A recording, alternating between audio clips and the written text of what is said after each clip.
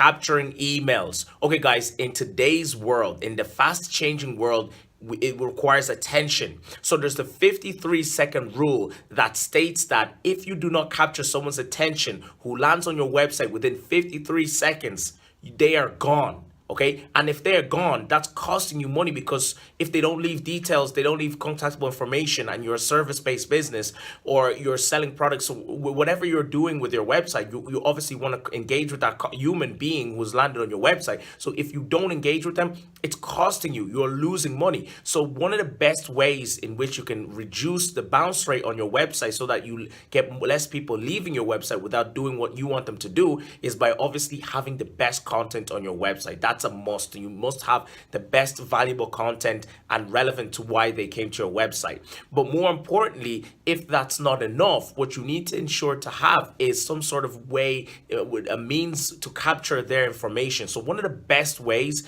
to get the right information from leads is by having an email pop-up. So capturing emails. So this is when you go to a website, for example, and somewhere on the website they have a pop-up section that allows you to enter in information so that you can win a prize, or perhaps enter information to get like some form of a offer, a trial, or a freebie, whatever your target market is interested in and how you provide value to them. That's up to you, but make sure you have some sort of functionality that captures emails. So somewhere on your website, or more importantly, and the best way is when they land on your website and a pop-up shows up with a big X button that they can exit, and another pop-up that might show up again with a different offer before they leave the site. So whatever you do, make sure you get a email capture pop-up. You can use MailChimp, which is a free email marketing system tool that gives you the ability to use the pop-ups. There's also plugins that you can use on depending on what website you're coding on, or you can get your developer to code you